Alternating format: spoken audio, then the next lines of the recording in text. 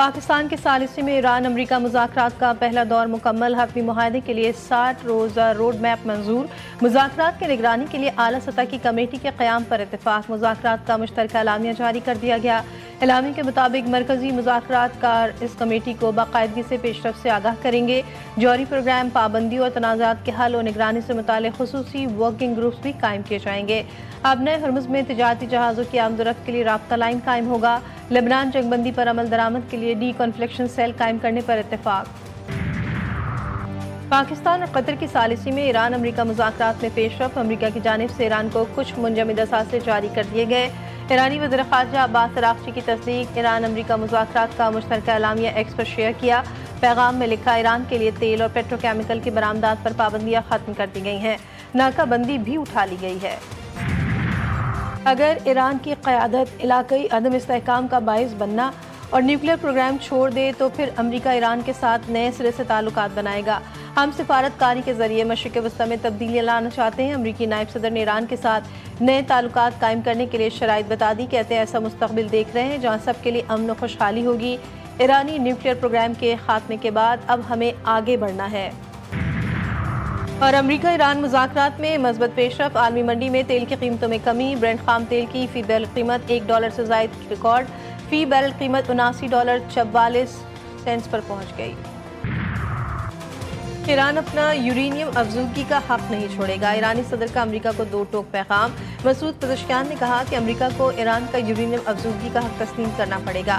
نام نہاد امریکی صدر کہہ رہے ہیں کہ انہوں نے اپنی پوزیشن میں مکمل 180 ڈگری تبدیلی کر لی۔ امریکی صدر نے اپنے موقع پہ 180 ڈگری کا یو ٹرن لے لیا۔ امید ہے مذاکرات میں شریک لوگ اس پر عمل کو کامیابی سے آگے بڑھانے کے قابل ہوں گے۔ بادشاہت پسند گروہ نہیں چاہتے کہ ملک پرسکون ماحول میں آگے بڑھے، کہ عوام کی زندگیاں بہتر ہوں۔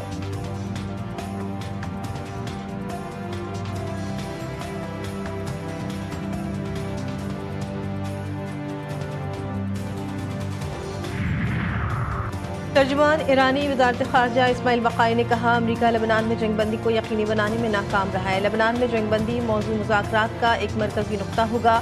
ایران کے سپریم لیڈر کے مشیر اور معاون محمد مقر نے واضح کیا کہ تہران کسی ایسے معاہدے کو قبول نہیں کرے گا جو صرف کاغذی ہو، جب تک امریکہ اپنی تمام ذمہ داریاں مکمل طور پر پورا نہیں کرتا۔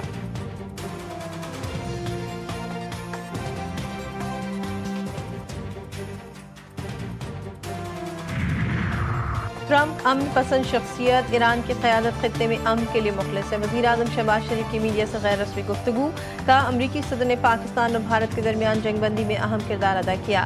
دونوں ملک ایٹمی تصادم کے انتہائی قریب پہنچ چکے تھے۔ امریکی صدر کی متحرک اور جرأت مندانہ قیادت نے نازک وقت میں مؤثر مداخلت کی۔ ٹرمپ نے کروڑوں انسانوں کی زندگیاں بچانے میں اہم کردار ادا کیا۔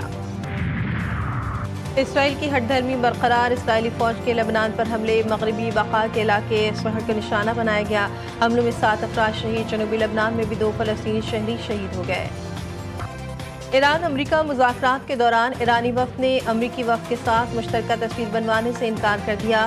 تسنیم نیوز ایجنسی کے مطابق ایرانی وفد تقریب کے اختتام کے بعد ہی ہال میں داخل ہوا۔ معصوم بچوں کے خون سے لکھی داستان، ایرانی وفد کا نام مناف 168 رکھ دیا گیا۔ ایران نے امریکہ کو جنگ کے پہلے دن کے ظلم کی یاد دہانی کروا دی۔ جنگ کے پہلے ہی روز ایران کے شہر مناف میں اسکول کو نشانہ بنایا گیا تھا، جس میں طالبات اور اساتذہ سمیت 168 افراد شہید ہوئے تھے۔ نائب وزیر اعظم و وزیر خارجہ اسحاق ڈار کی مصر کے دارالحکومت قاہرہ آمد، مصری وزیر خارجہ کے معاون نے استقبال کیا۔ پاکستان، سعودی عرب، ترکی اور مصر کے وزرائے خارجہ کا اجلاس ہوا۔ نائب وزیر اعظم اسحاق ڈار نے وزرائے خارجہ اجلاس میں پاکستان کی نمائندگی کی۔ اسلام آباد مفاہمتی یادداشت پر عمل درآمد اور ترجیحی شعبوں میں تعاون کے فروغ پر تبادلہ خیال، علاقائی چیلنجز کے حل کے لیے سفارتکاری پر زور دیا۔ گلگت بلتستان اسمبلی اجلاس کی سمری منظور نہ ہو سکی، آج پہلا اجلاس ہونے کا امکان۔ گلگت بلتستان اسمبلی کا پہلا اجلاس طلب کرنے کی سمری ارسال کی گئی تھی۔ پیپلز پارٹی نے گلگت بلتستان میں امجد حسین ایڈوکیٹ کو وزیر اعلیٰ نامزد کر دیا۔ بلاول بھٹو کی امجد ایڈوکیٹ کو حکومت سازی سے متعلق اہم ہدایات، گلگت بلتستان میں عوام کے آئینی اور معاشی حقوق کے نفاذ پر خصوصی زور۔ پیپلز پارٹی قیادت کا گلگت بلتستان میں حکومت سازی کے عمل کو تیز کرنے کا فیصلہ۔ آزاد کشمیر کے شہریوں نے کالعدم جوائنٹ ایکشن کمیٹی کے پرتشدد احتجاج کو مسترد کر دیا۔ مظفر آباد سمیت مختلف اضلاع میں معاملات زندگی رواں دواں، کوٹلی، مظفر آباد، میرپور، بھنبر سمیت مختلف شہریوں میں مارکیٹس اور کاروباری مراکز کھلے رہے۔ عوام نے احتجاج کی کال مسترد کر کے پرامن اور باشعور شہری ہونے کا عملی ثبوت دیا۔ کراچی میں درخشہ تھانے کی حدود میں امام بارگاہ بختی اللہ کا بریکٹ توڑ کر تیز رفتار گاڑی اندر گھس گئی، بچی جاں بحق، 11 افراد زخمی۔ حادثہ ٹریفک پولیس کی لاپرواہی کے باعث پیش آیا۔ امام بارگاہ انتظامیہ نے ٹریفک پولیس سے سیمنٹ کے بریکٹس کی درخواست کی تھی۔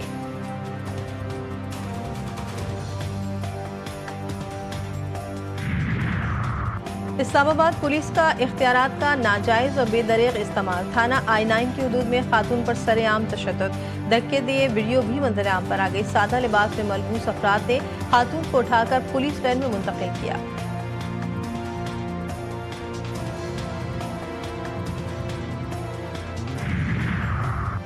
کراچی ٹرانسپورٹ اتحاد کے کمشنر کراچی سے ملاقات، چالان میں نرمی کے حوالے سے مطالبہ منظور۔ ٹرانسپورٹرز کا شہر میں ہڑتال ختم کرنے کا اعلان، آج سے سڑکوں پر بسیں نظر آئیں گی۔ ٹرانسپورٹ اتحاد کے مطابق چالان میں نرمی کے حوالے سے مطالبہ منظور کر لیا گیا ہے۔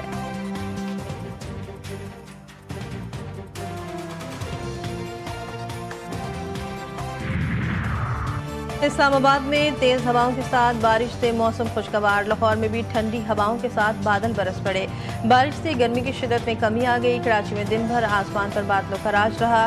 NDMA نے ملک بھر میں موسمی الرٹ جاری کر دیا، آئندہ 12 سے 24 گھنٹوں کے دوران مختلف علاقوں میں گرج چمک کے ساتھ بارش، تیز ہوائیں اور سیلابی خطرات کا سامنا ہو سکتا ہے۔